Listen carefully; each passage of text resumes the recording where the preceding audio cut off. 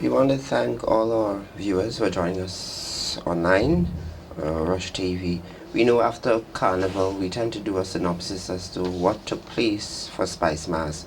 And to sort of break things down and to give a little post-mortem on what transpired for 2015, joining me is Dexter Mitchell. He's the founder and CEO of Made in Grenada. Dexter, I want to thank you for being here with us so we can sort of fine-tune things in terms of calypso and soca for this year. We know a lot has transpired. Some people may say, well, these things should not have happened if you have better planning. But first, we want to delve deeper into the minds of these calypsonians and the soca artists. And we want to start from the very top. And we know people are familiar with you and the work that you do with a number of the artists. So if we can start to try with preparation. Bring us through that stage of preparation so that people can better understand how the planning goes. Good day, Kishan, and thank you for having me. Thank you to the viewers of Rush TV. In terms of preparation, and especially I can speak to the artists I work with and some of the other artists that are affiliated to Made in Grenada. The preparation would start now. So for example, if we are planning to do anything major in 2016, plans would have already been on the way in terms of preparing material, recording songs, coming up with ideas, writing material, and so on. Even some ideas for presentation would already begin now because it is affiliated to the songs themselves. And then it's a matter of going and getting the right producers, listening to rhythms, and that is a process that is year-round. You're constantly listening to music, and especially now because our artists are working with artists outside of Grenada. So music that is being prepared for Dominica's Carnival, for example, or for Trinidad's Carnival, Carriacou, people are listening to music right now and getting ready, with their material in time for Spice Mass 2016. In terms of investment, a lot of that is taking place right now as people collect the prize monies or would collect monies that they would have made throughout the season. They have to invest it right back into music, hopefully to have bigger returns in 2016. Okay. You made investment that would have a lot to do with costing and so on, which is a very big, broad issue. And even if it seems like if Carnival is probably just a few months away, it's just ended and it's a few months away, you have a little bit of time. How important is the costing as it relates to preparation? Is it that some of the calypsonians and soca artists, they go way beyond their means just to get it out? Well, you can't, I mean, it's a business, and I think generally people don't accept and appreciate that music, and especially local music, is a business. You have to invest within the context of what the returns are. So, for example, you know that the Soca Monarch prize money is $30,000. You cannot invest $30,000 in the competition to win 30. Makes no business sense. So whatever investments take place, whatever business transaction would take place, would have to be within the context of what we can make here in Grenada. There are not too many big fets, for example. We're not Trinidad, where you have 6 and 7 fets per night. We are limited in that regard. So you have to budget yourself to know that within the context of the carnival season, there is only so much I can do or only so much I can make. So you have to kind of guard yourself against those limitations. Okay. As small as it might be, do you probably see the small amount that is being spent? It's a driving force to the economy. Everybody wants to know that something is going back to their country and the economy is being able to benefit. Do you see that happening there? Well, of course, I think apart from the investment, apart from the opportunities to succeed outside of Grenada, because if you do invest and your song hits outside of Grenada, obviously you have an opportunity to make a lot more money than you would make within the Grenadian market. But there's also the issue of wanting to contribute, and that's a very crucial point. A lot of the guys want to be in the mix. You want to be one of those top songs that have been played throughout the season.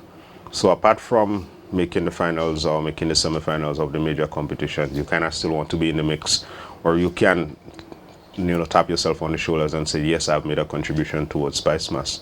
And especially in 2015, we have a lot of those songs, that guys who did not necessarily make it to the finals of the competitions, but these songs were valuable contributors to the season. And one such song we could look at Sandman, for example, One More Time or One Last Time. It was not a major competing song, but it was one of the distinctive songs of the season. So yeah, there's that element of me being Grenadian, me being an artist with a contribution to make, wanting to make a contribution to Spice Mass. But there's also the element of business where it has to be an investment and there has to be some proper returns also. Financially, there's always a trickling effect, and apart from the soca artist going to a producer and a studio, who else benefits from the financial incentives? Well, Grenada, I think, especially in 2015, we see where this season was essentially driven by music, and because of that, there are more activities taking place. More promoters can put on events, more drinks are sold, more food is sold, and so on. So I think Grenada generally would benefit. The government would be able to collect more taxes, more visitors would come in because of the interest in our music, and more so recently than any other time. So I think once you have great music, once the season is driven by quality music, as it was in 2015, the entire country benefits. The radio stations have more material to play. Obviously, more people are going to listen. The advertising rates are going to be driven by listenership and so on. So once the guys invest properly and once they put out good material, Grenada on a whole would benefit. Okay. Government subvention plays a very important role in this whole process. It sort of helped to buffer some of the costs. What else do you think can be done, or do you think enough is being done to assist? Well, I think I'm an advocate for getting rid of the subvention. I think the subvention, to me, as presently constituted, comes across as a handout. It's not a proper investment in the arts. So where you have a Grenada Cultural Foundation and a division of culture, I think that money is $500,000 that is given out as a subvention that is, by the way, not properly accounted for, should be used to develop the arts throughout the year. So the workshops that are missing, the seminars that are missing, the give back in terms of getting people who are qualified to work with the young kids in schools and so on. If we took that money and put it in, I think we'll see even better results than what the subvention can do. The subvention is basically saying to the artist, we are paying you to participate. And the artist threatened by saying, okay, if we don't get that money, we don't participate. And I think that's not the way Carnival should be developed. I think what we need is a proper investment in the development of culture and the arts, so that the one workshop we had in June or July for judges, for example, we should have 10 of those. And minus the subvention money, that money can go into that developmental trust. So I think there are other things that can be done through the Cultural Foundation, through the Division of Culture, through the Ministry of Culture, to engage participants, and not just for Carnival, but for the overall development of culture, so that once culture is properly invested in, then you have this explosion come Carnival, because we would have a proper development of all the arts.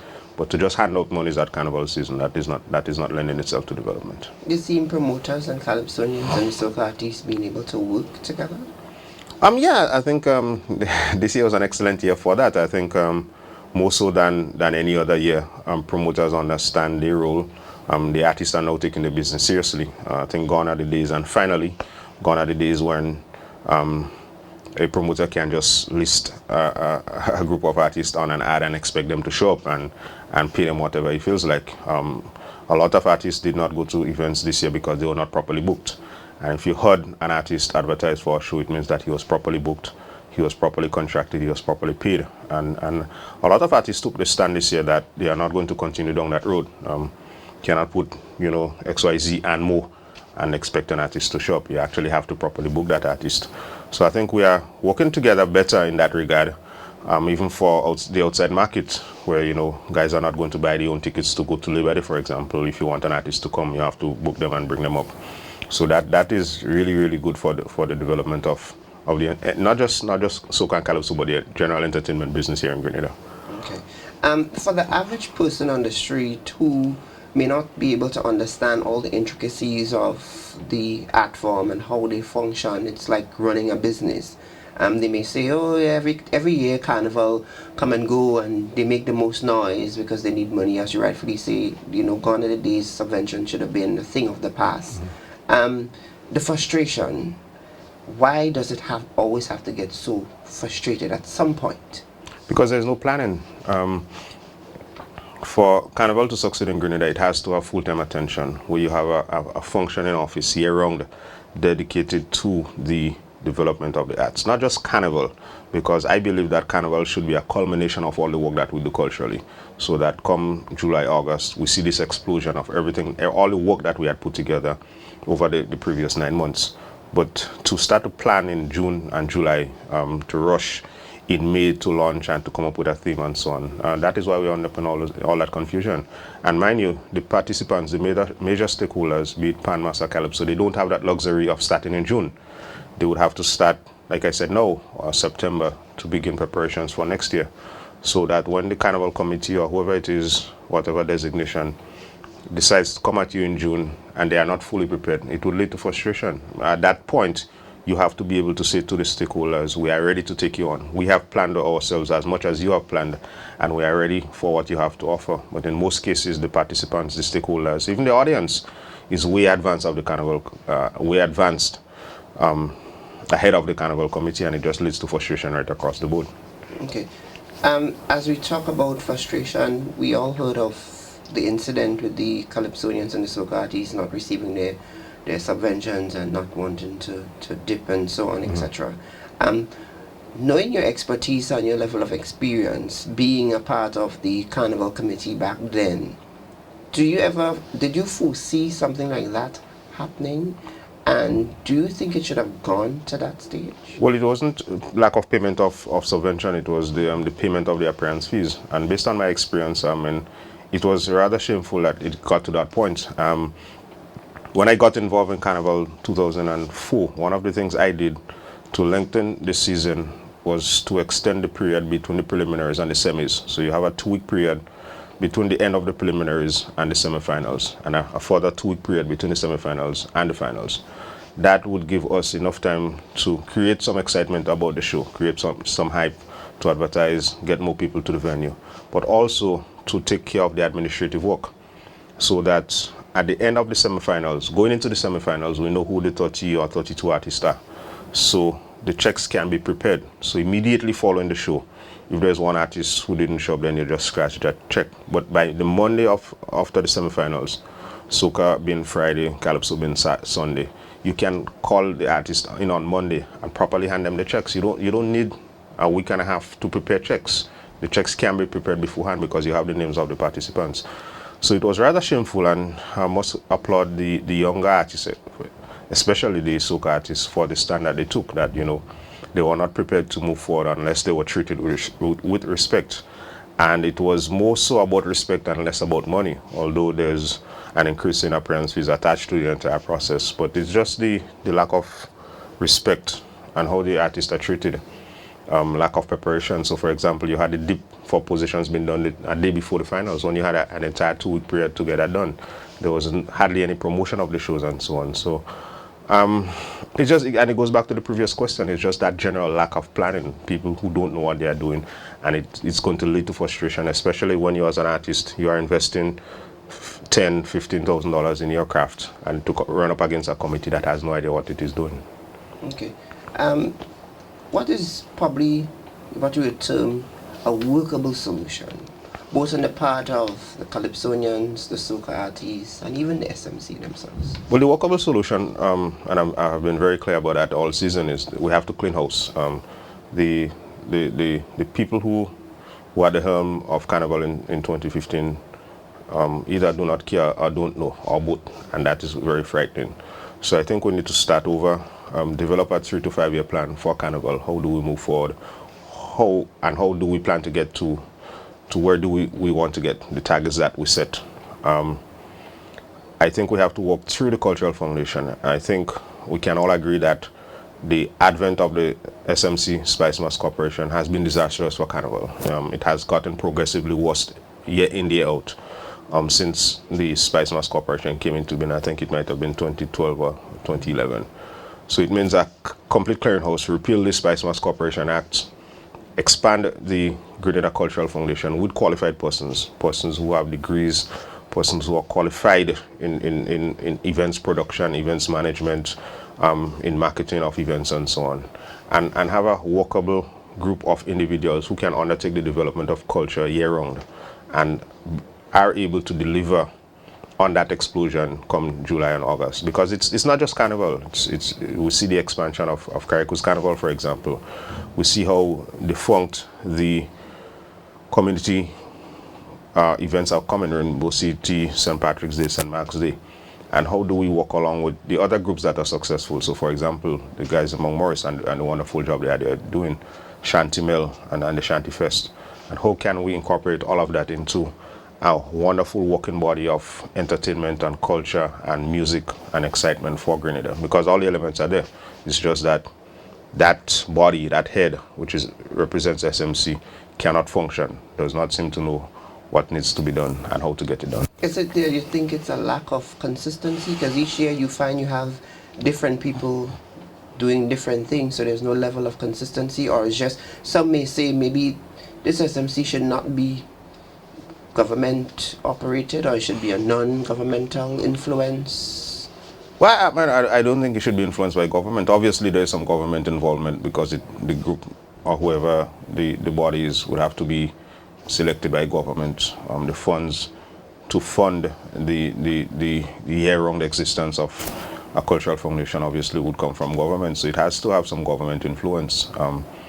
Concessions and those things that will be needed for the proper functioning of the culture in Grenada would have to be agreed upon by government. So there must be some government influence. I just think that we have to take out the political influence in it. So not appointing people politically who we are comfortable with or who we think might be on our side, whatever that means, but just people who can do the job. It's a business, and we saw in 2015, in more than any other year, how big a business it is. The number of people coming in, and not just returning nationals, but people from other islands now are interested in Grenada, in Grenada's music, in Grenada's Juve, in Grenada's Monday Night Mass, and are coming to witness firsthand what we have to offer. We have to be prepared. The influx is going to continue, and if we don't keep them interested, if we don't keep them engaged, there will become a point where they would say, you know what, let's forget Grenada, let's go back to Barbados or to Trinidad or wherever. But we have to do the hard work here. We have to be prepared for that influx and to be able to deliver on a quality product. And that can only be done with people who have expertise in those areas, not people who see it as something for the personal glorification during the Carnival season. Okay.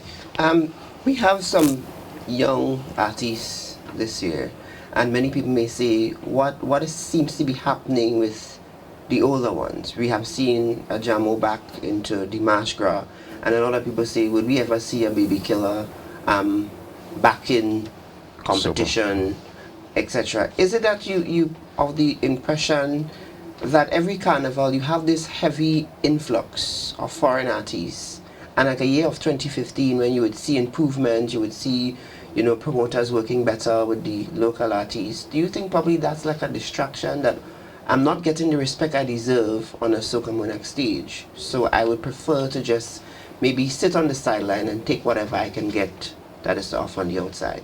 Not necessarily. I mean, I think Mr. Killer was featured prominently throughout the Carnival season. I worked with him on two major shows, being Pretty and Inspector's 30th anniversary. I know he was on some other events. And I think Carnival affords the opportunity for the local talent to be showcased, to experiment with a lot of new music and so on.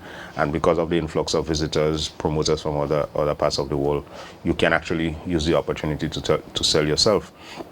I think what needs to be done is that we have to find a way to get Mr. Killer, to get Talpri, to get Lavaman back in the competition.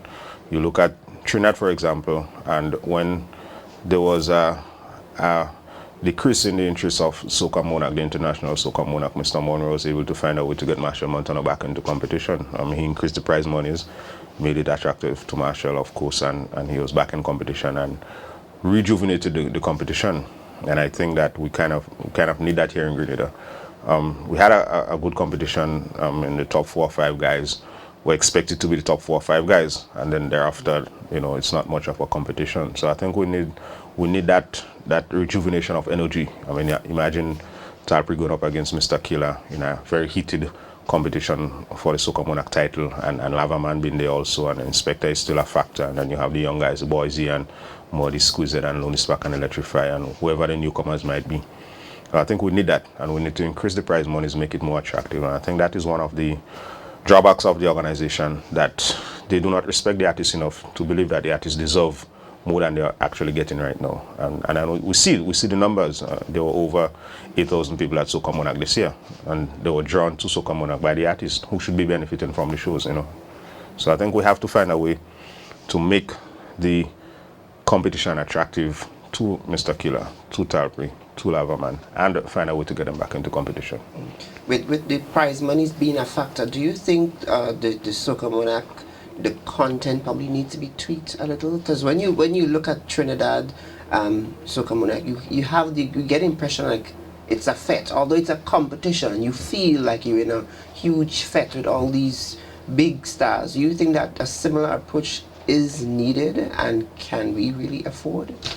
Yeah, I think the time has come for us to tweak the criteria a bit. I think the criteria for both Groovy and Soca relies too much on the calypso. Is derived from the calypso criteria, so it's still a lot of emphasis on lyrics and melody and rendition and those things, when it should be a little bit more about crowd participation and the energy that drives the crowd. How do we get that excitement, and how is that reflected in the criteria to reward an artist who brings that excitement to the stage, and less about the storyline and more about the hooks and the jumping up and the waving and so on. So I think we need to tweak the criteria a bit. But I think the guys fully understand what is expected of them on Soca Monarch Night. I think we can still get more out of them if the prize monies were increased, so that they can invest further. Like I said, at 30,000, there's only so much you can do. You're not going to invest $20,000 to win $30,000. It just doesn't, and that is on a chance of winning. If you don't win, then you know. So I think we have to increase it. We have to make it a bit more attractive to the artists, so that they can invest, they can put out a bit more, and put on an even greater show for the audience that shows up for Soca Monarch. Well, what's your perspective on the Masquerade crowd? What do you think can be done there? That seems to be a heavy one that seems not to be moving year after year. Again, without beating them up on too much, but the SMC missed the boat coming out of Carnival last year. I was at the Masquerade last year, and there was some excitement. Ajamo and Scholar, the rivalry been renewed. And even with the bad weather last year, people stayed around and waited and enjoyed the competition. There was some excitement, some buzz at the stadium. That had to be followed up. So you had to get, you know, probably the SMC doing some of its own calypso shows, having more judges workshop, engaging the calypsonians, and engaging an audience that is starving for calypso. What we saw actually was a reverse of that trend, where we brought in a calypsonian from Trinidad who competed with songs in Trinidad, and she was allowed to enter the competition here. I know that turned off a lot of people, including myself, and I did a personal boycott of the match because I'm not going to support that kind of vulgarity. And just general lack of interest, because the SMC is not doing enough to promote calypso. And in a great year for calypso, you had the youngster Baraka, who's a fantastic performer, great songs. Rusman Kelly continues to improve year after year. Of course, Ajamo and Scholar, Nashanda in competition and continuing to do well. So enough is not done to promote calypso, and the media also has to take some blows in that they don't play the songs enough.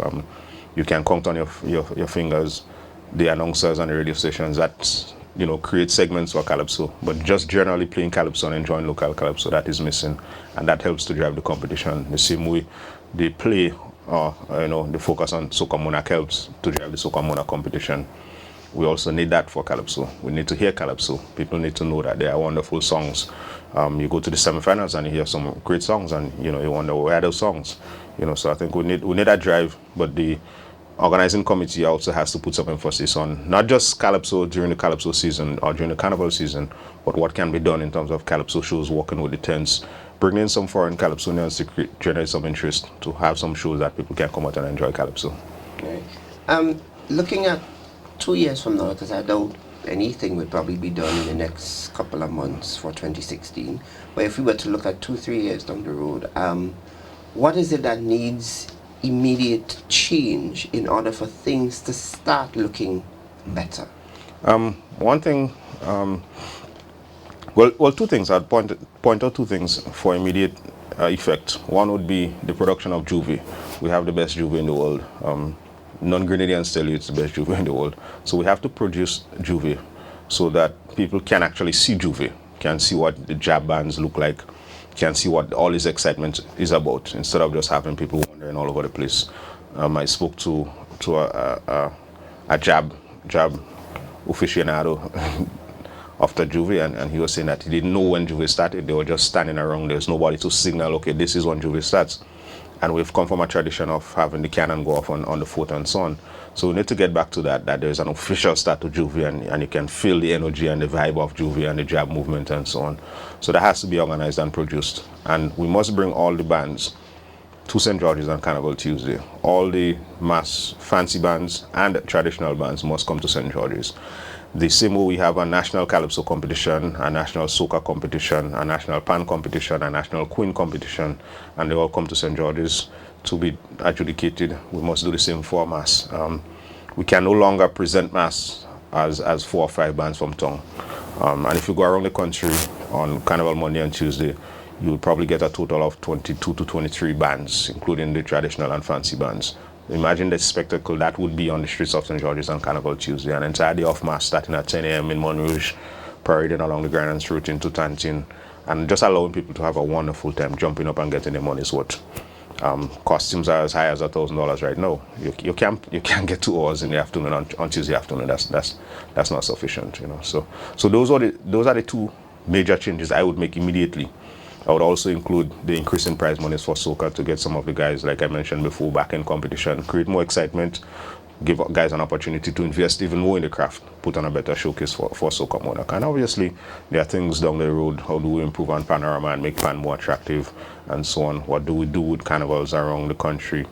I would stop Juve on Tuesday. Juve should only be on Monday. And if we want to showcase all the mass on Tuesday, it means that we cannot have a Juve competing with a national mass parade on Tuesday morning. Okay, would you say it's a feasible amount to increase prize monies for calypso and soca? You knowing the quality that you've seen, especially for 2015, and I'm sure by 2016 it will only get better. I think in year one meaning 2016, hopefully, you can have a first prize of 50,000. That's for soca. Second place 40,000. Third place 30,000, fourth place 20,000, and everybody thereafter gets 10,000 in appearance fee. I think the ultimate goal is to get to 100,000. But you take steps, and by increasing it, you create more excitement, more buzz, get more people interested, and get more sponsorship. I think that is the key. That once there is more interest in the show, more people are coming to the stadium, you have a greater sell, an opportunity to say to companies, no, this is a product that you should be aligned with. We are no longer begging you to be part of it, but we are telling you have to be part of this, because we are going to bring 10, 12, 15,000 people to the National Stadium, and because of the excitement and buzz of Soca Monaco, Talpri versus Killer versus Lava versus Inspector, whoever, then there's more benefit to your company. As far as Calypso is concerned, I don't know if prize monies is necessarily the problem right now. I think it's just a matter of interest. What do we do in the off-season? How often can Grenadians listen to Calypso on the radio?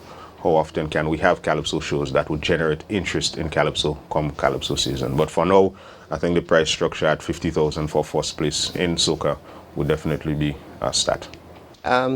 So just as we close, we've touched on a few things. I mean, every year, so many things happen and so many things to talk about.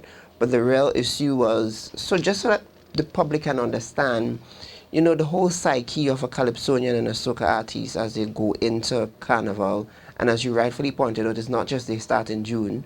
You hear their songs maybe by April, May, June, but they've been doing a lot of groundwork, you know, just to satisfy people for Carnival. Anything you like to share, or you probably like the public to understand so they have a better understanding and not just think about, oh, this is just a bunch of people that they just wait every year to make some sort of noise?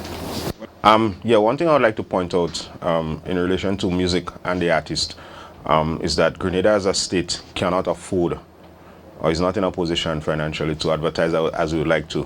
Obviously, we cannot compete with Barbados, even Antigua for that matter, and what they can do in terms of the promotion of the destination. But we have an opportunity now to use the music, and the music is affording us that chance to sell ourselves internationally. Obviously, there is Talpri and all that he has done, you know, since the heyday of Uluma 1999. Recently, Lava Man, Mr. Killer, Skinny Bantan, and now Cloud 5 from Carriacou. the exploits of Grenada, the interest in Grenada has been fueled by that music and by the interest in that music. So I think we have to, as Grenadians, appreciate what those guys are doing for Grenada. When our music has been featured in Berlin's Carnival in Germany, for example, and all over the United States, other parts of Europe, obviously dominating the region. We have to show appreciation for what those guys are doing, and play it more. We have to admonish the local media to play the songs more. People are going to listen to the Grenada stations now to hear what we have to offer. And if when they tune in, they are not hearing Grenada's music, they are going to be turned off. So we need to understand what the music is doing for Grenada in terms of its sell, the attention. The visitors who came here to Grenada in 2015 was not by coincidence, was not by accident. With the availability of more flights and with the interest in music, more and more people are going to be interested in what we have to offer. So we really must show appreciation for what we have in terms of the music, for the efforts of the artist. I know that artists are already in studio. We are not at the end of August yet, and preparations have been made for Caracas Carnival and for Spice Mass 2016. So let us show appreciation for what we have in terms of the music and understand that the way forward in terms of Grenada's identity, the soul of Grenada, is going to be through the music. All right. I want to say thank you very much. We were speaking to Dexter Mitchell. He's the founder and CEO of Made in Grenada. And we're just speaking about Spice Mass. Spice Mass just ended, and just the whole concept of soca, calypso artists and how they function. What are their roles, the frustration, the cost, the preparation, everything, so that the public understands it's not just about singing in June and July or singing in a fete, but it's much more than just a fete. We want to say thank you very much for joining us. Thank you. And we hope to see you again in the not too distant future. Okay, thanks. Okay.